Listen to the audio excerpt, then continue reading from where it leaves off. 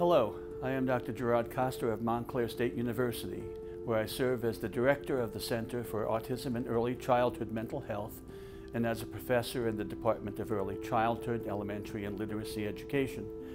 And this presentation is aimed at providing jurists and family courts with information about visitation practices between birth families and their infants and young children who are in out-of-home placement under the care of protective services.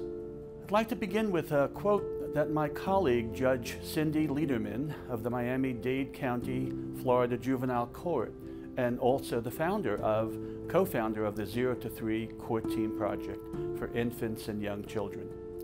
She commented on the enormous challenges faced by judges in adjudicating cases involving the lives of infants and young children. And she wrote, "It is easier to divide assets in a divorce, to send someone to prison in order to punish and hopefully deter further criminal conduct, or to interpret a contract than it is to help people change behavior for the benefit of their children.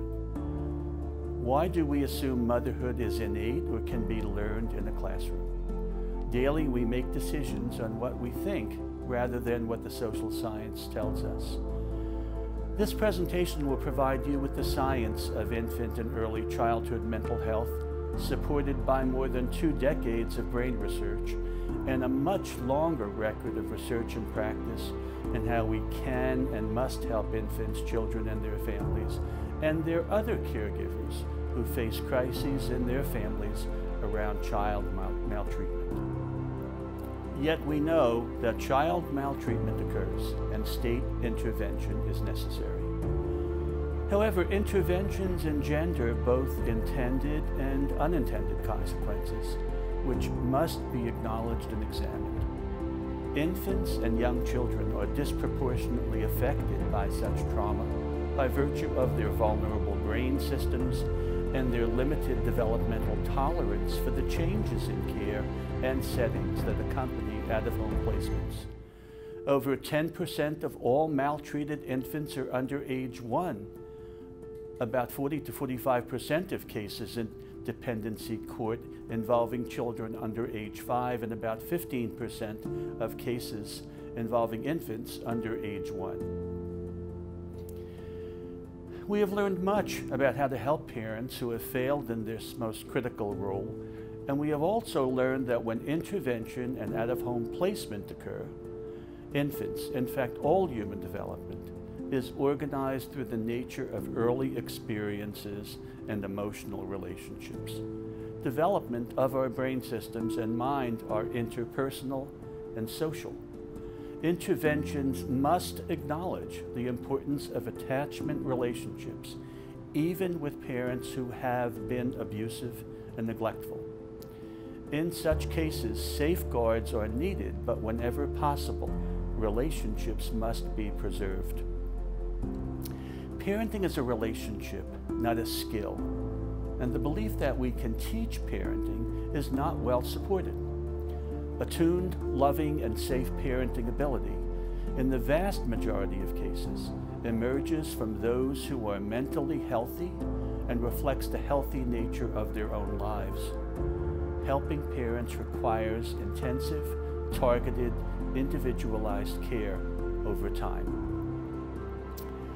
The scientific evidence is clear that brain systems, emotional well-being, learning and development are negatively affected by early, especially repetitive, adverse experiences.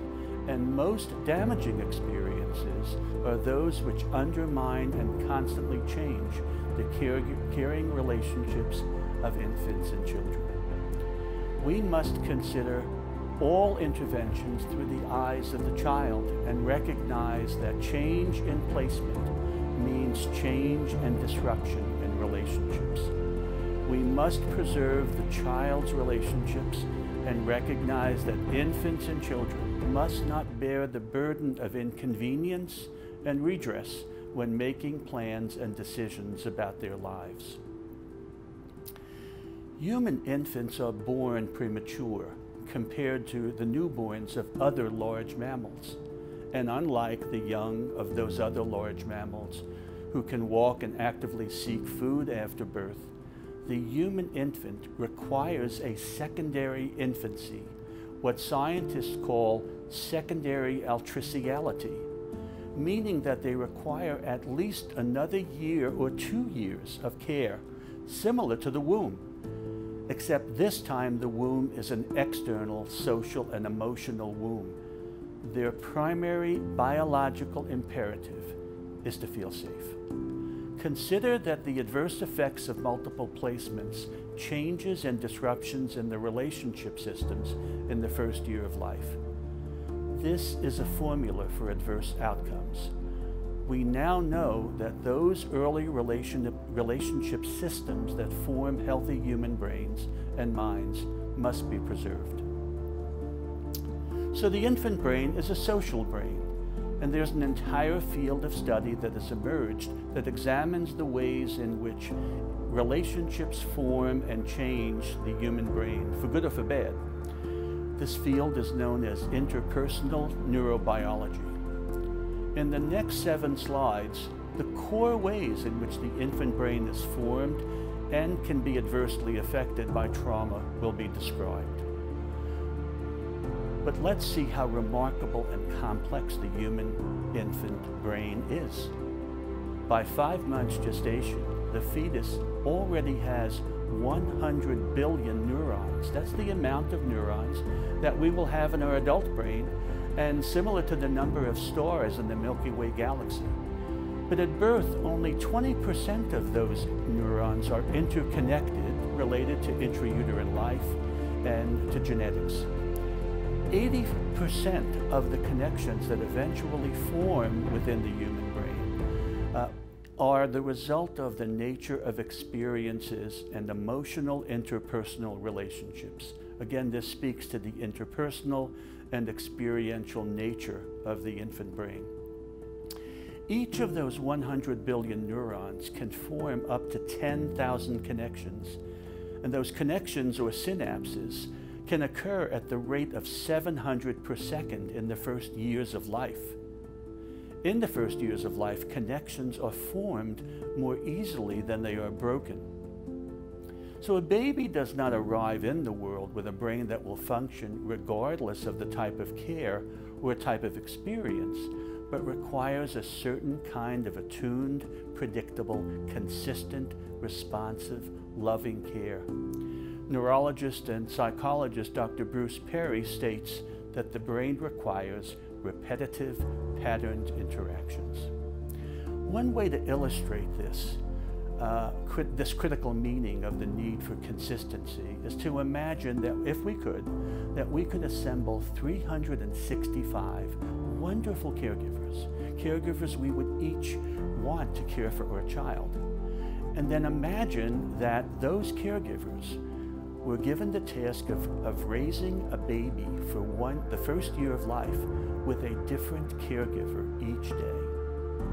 The infant would never be able to experience the consistency necessary for them to form an understanding of a particular human being in their life, nor could they form an understanding of themselves, only formed initially by the way the other humans respond to the baby.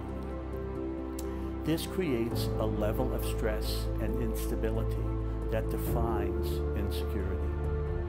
When an infant or a young child, especially in the first 3 years of life, is subjected to changes in caregiving, especially separation from their primary caregiver that is then not followed by responsive and co-regulating care surrounding the stress and trauma, and then experiences inconsistent and unsupported contact with that caregiver, the infant and emotional brain systems become wired.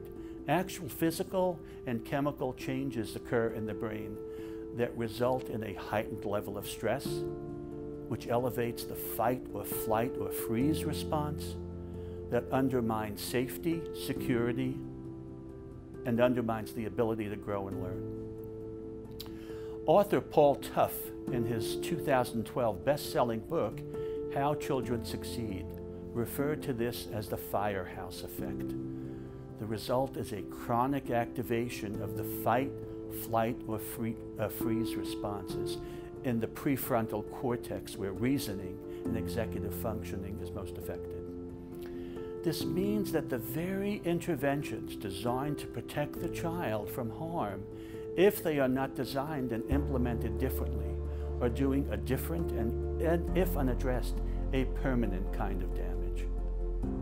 What this all means is that all things that are done to infants and children, and all of the ways people emotionally respond to and interact with the infant and child, or fail to respond in those ways, must be done with the brain in mind. Neuropsychiatrist and author Dr. Dan Siegel defines emotional and mental health as brain health. 93% of the communication that is shaping the organization of the brain, however, is nonverbal. It's the affective and gesture and interpersonal engagement that happens between a child and caregiver. So because of that, we now have to think about the idea that how is that infant being regarded? The infant and child, as we said, is much more sensitive to facial expressions, gestures, tone of voice, movement, and nonverbal interactions than the words themselves. So imagine the facial expression, the pained, angry, and shamed voice and movements of a parent whose child is being taken from them. And then the unfamiliar and very stressed expressions of those who are removing the child, or the faces and voices of those responsible for now helping and caring for the child. Children are students of faces, studying each one for signs of familiarity and safety. These must be considered throughout the protective service process and during all aspects of visitation. So, the frightened, worried, stressed child is a child with a brain under attack. And the only way that such a child can be helped is through the adults who must collectively bend over backwards to help restore safety and security to the child. Because the child's brain is altered by this maltreatment, even though that led to intervention, and by the way the interventions themselves are not designed with infant mental health and the infant brain in mind, the brain changes. The core of the brain, a small organ embedded deep in the brain called the amygdala, is designed to activate the stress response that for adults activates behaviors designed to protect us, but for the helpless infant actually turns the infant brain against itself. This alters the entire brain. Only responsive, sensitive care can alter this adverse trajectory. Dr. Marty Beyer, a psychologist who designed a model visitation program for training parents, foster parents, and casework staff called Visit Coaching, refers to the visitation practices employed around the nation by Child Protective Services as abysmal. New Jersey has an opportunity to design visitation and professional systems surrounding care and interventions with children, parents, and foster care that are rooted in knowledge about infant mental health and the infant brain. When there is danger, including separation and unresponsive, inconsistent care, that organ, the amygdala, activates a cascade of events within our nervous system to prepare us for fight or flight or freeze responses. This sympathetic nervous system response involves the amygdala, which in turn activates an organ called the hypothalamus and the pituitary glands at the base of the brain to send signals or hormones, chemicals, into our bloodstream, and activates the adrenal glands, which lay above your kidneys. And adrenal glands pump out adrenaline and activate and other chemicals and neurotransmitters, which in turn activate the body to be ready for acting on danger. This is bad when it is chronically on. It is erosive, depleting, and corrosive. This is called, as the slide shows, the HPA system, hypothalamic pituitary adrenal system. It is in relationships that help calm the activated brain. and it is responsive, attuned, co-regulating care when the adult lends their calm and security to the infant and child that the child needs to survive and thrive in the face of trauma in their lives. Here we see a graphic representing interpersonal neurobiology. And this requires that not just anyone be kind and comforting to the child in distress. Remember the 365 wonderful caregivers, but specific, consistent, attuned people. So this is what we know. Children in securely attached relationships actually have brains that are more efficiently organized. This is information we did not know 20 years ago. We now know how a child is treated during protective service intervention and visitation, before and after, is critical in restoring and preserving their security.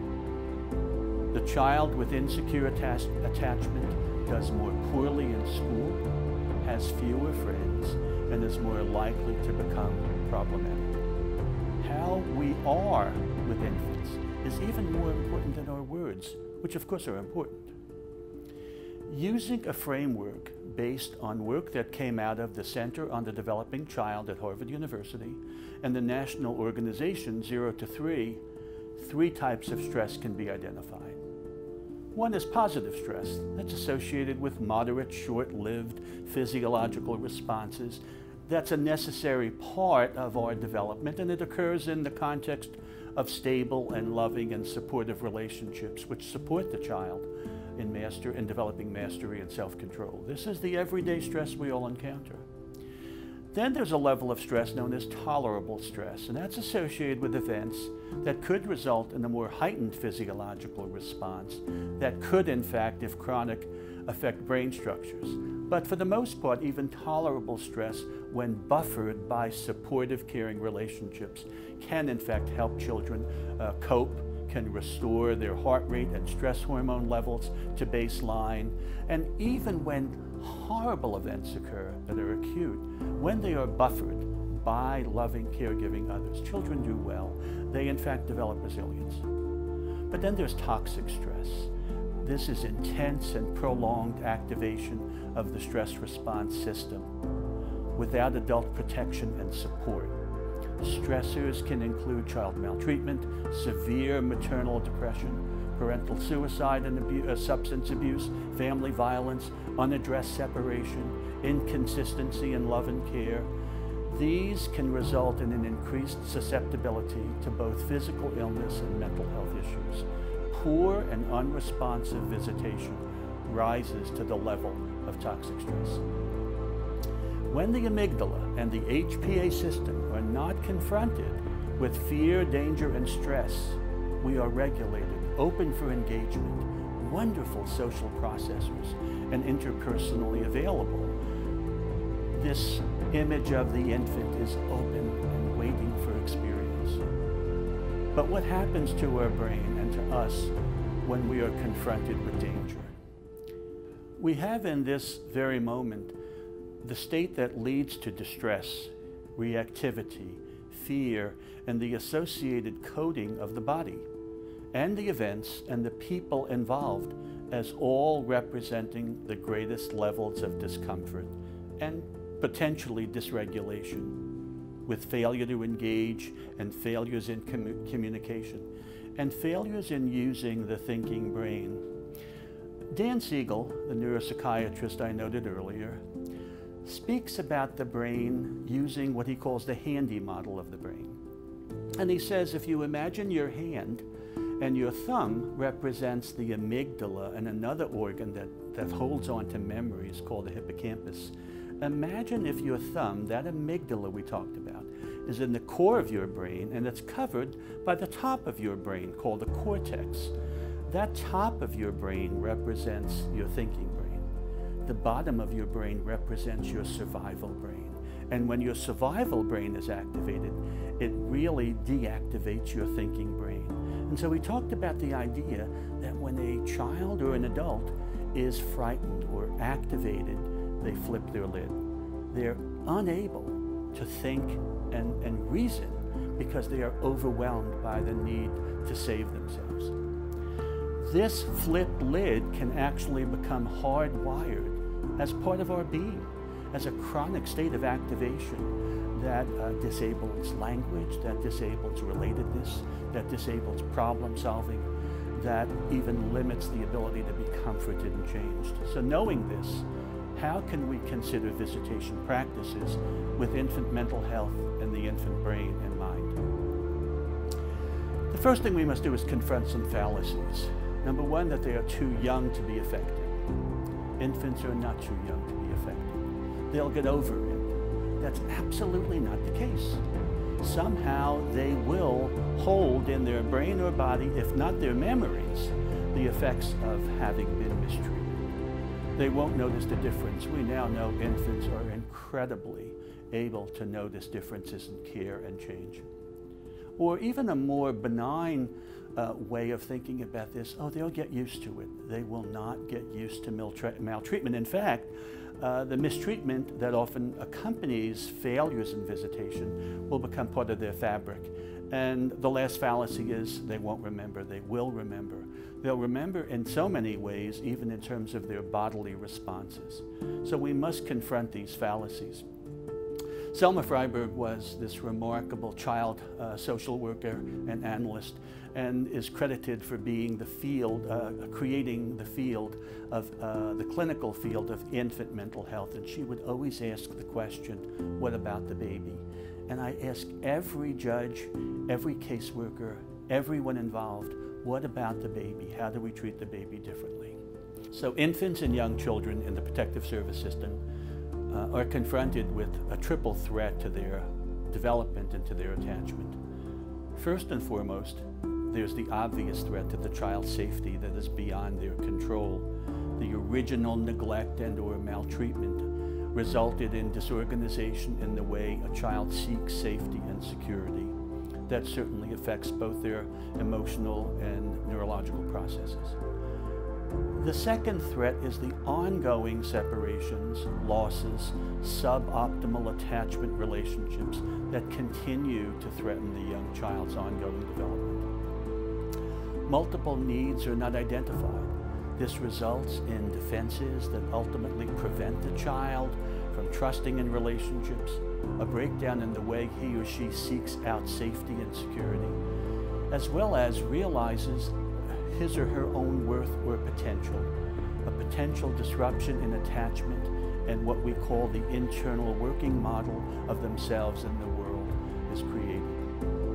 And finally, the child welfare system can unknowingly replicate the child's experiences of neglect. System malfunction is not holding the child, emotional and brain systems in mind. So let's turn to see what visitation can do in cases like this. Visitation is designed to support the emotional and brain health of the infant and child. As it's currently practiced, this is not happening. It can do that, plus it can preserve, sustain, and repair the parent-child relationship. It will allow the parent to address concerns about their parenting while they can be relieved of the daily care of their child. It also must minimize the iatrogenic consequences of removal and placement. What we mean by iatrogenic is system-induced problems, where the intervention or cure can be more damaging than the original problem. We have to be sure that does not occur.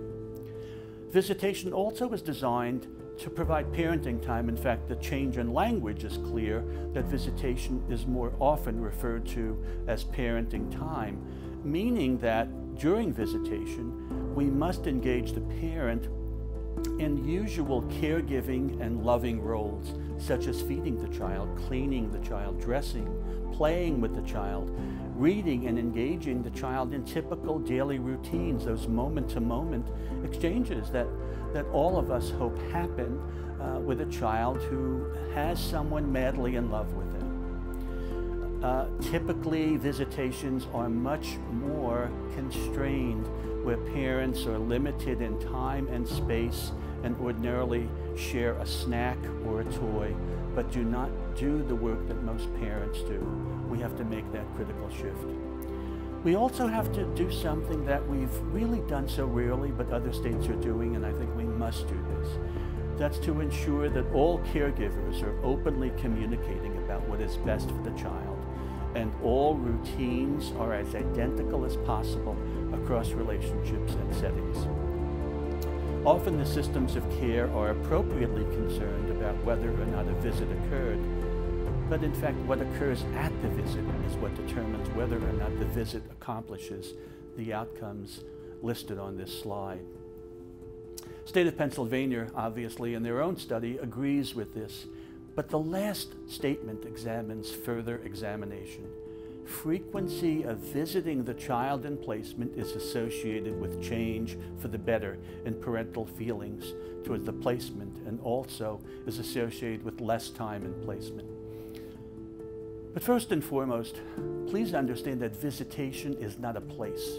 It is a relationship, requiring nurturance and support, particularly after the trauma of removal and a period of separation, no matter how brief.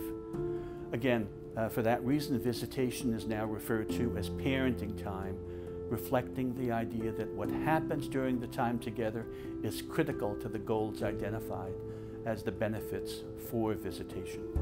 So it's not a one-size-fits-all, and the dimensions listed here must be considered in arranging for parenting time that is meaningful and effective.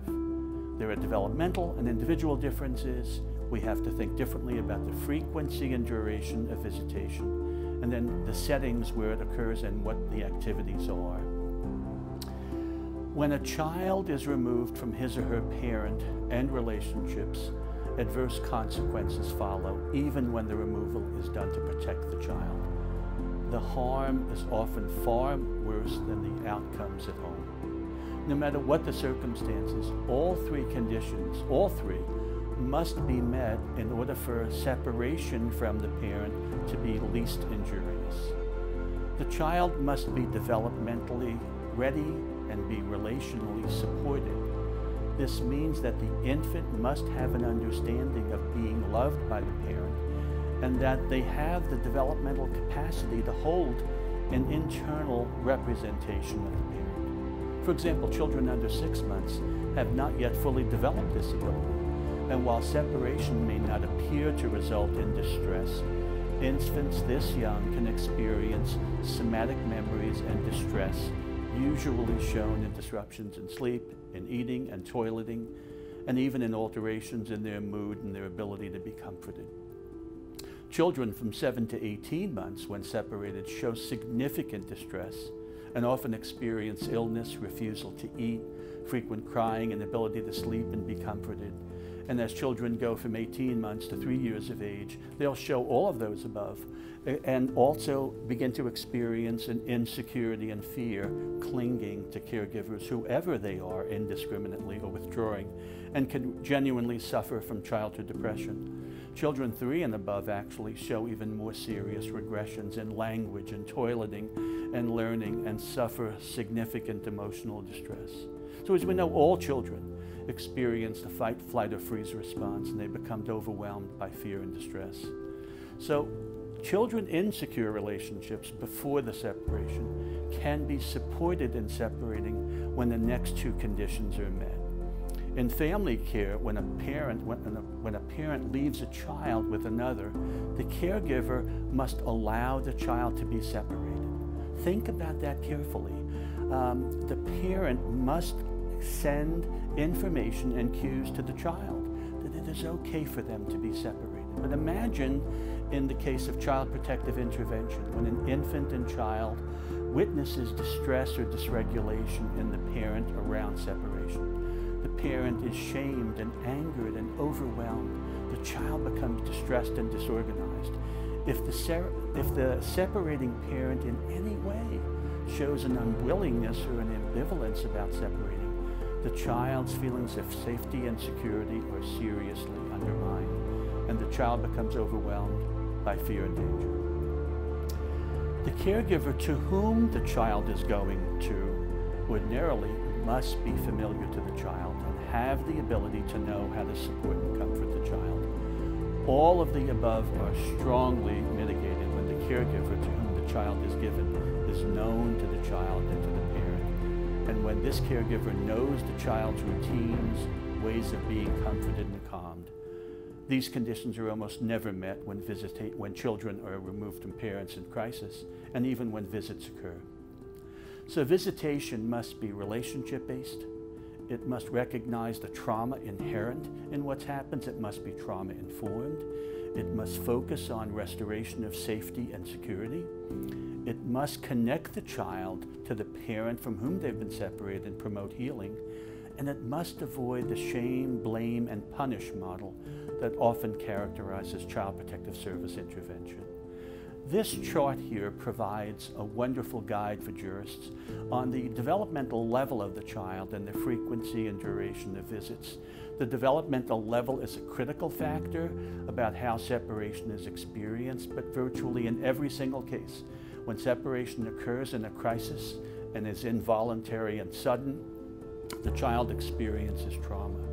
So this chart, developed by the Michigan Charter of the Courts and the Michigan Association for Infant Mental Health, offers guidelines on the duration and frequency of visitation for infants and toddlers. For most infants, short contacts, frequent contacts are best as a way to build relationships without overwhelming the infant with too much change in routine or environment. And you can see the guidelines are quite clear about the youngest infant and toddler needing the most frequent and the longer duration visits. It also means that we have to rethink what we are doing and how we identify and prepare foster parents to be foster parents. It means expanding the role of foster parents to bridge the gap between a foster parent and a birth parent. And an initiative begun with Casey Foundation funding, Family to Family, provides a wonderful model for this.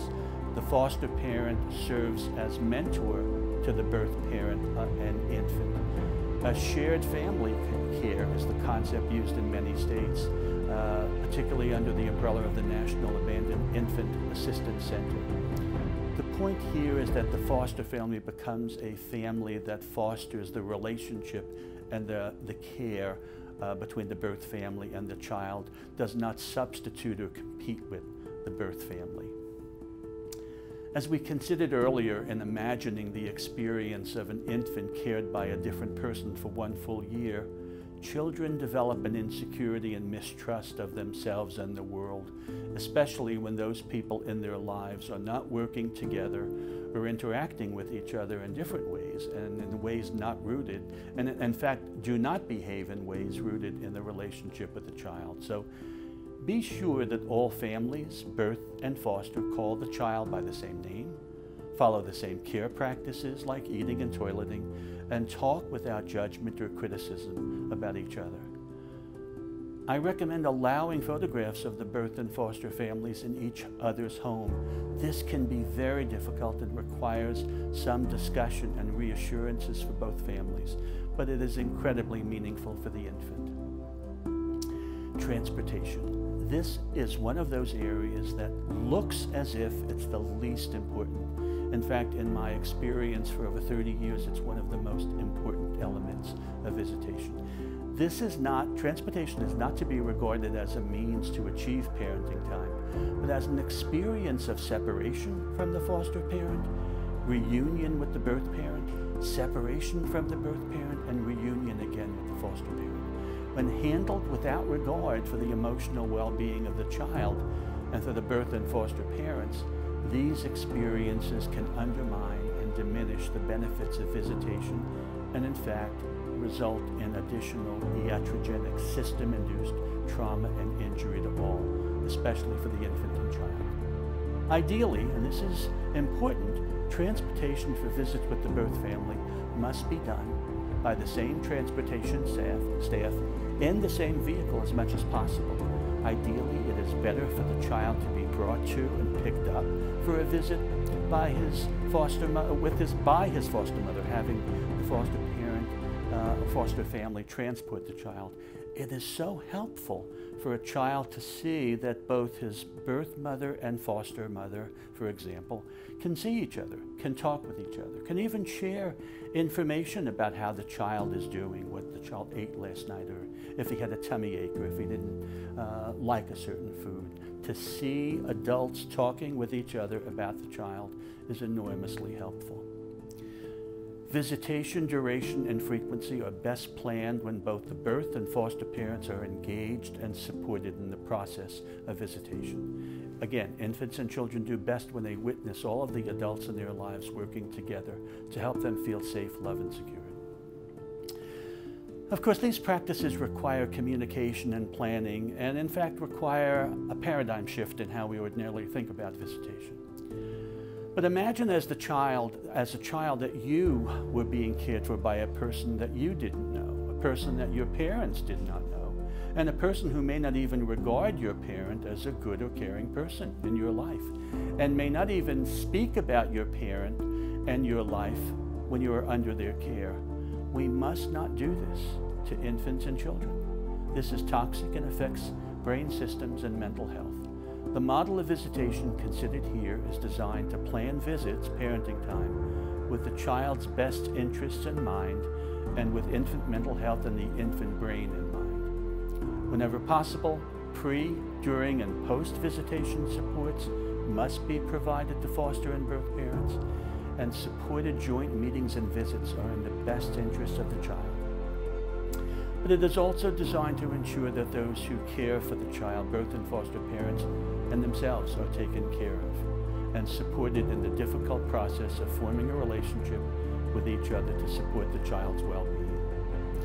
Whatever the ultimate outcome, such visitation practices will support the recovery and growth of the child from experiences that challenge the development and mental health of all involved. Enclosed with the description of this video are handouts which I believe will be helpful. Each of them provides you with another way of understanding the experience of an infant or young child in foster care and during visitation. And in fact, the visitation bench card particularly is something to have at bench side during adjudication hearings. Remember, infants and children are always watching. They're always looking at us. They're attending to our faces, our voices, our practices, how we are with them and what we do with them. These relationships will make a tremendous difference in determining their path for the future in very real ways. Their brains and their minds are being formed by how this crisis in their lives is handled. And it will make all the difference in their lives, in the lives of the people who are caring for them, and even in the lives of the people they become. Thank you. Again, my name is Dr. Gerry Costa, and I hope this has been helpful.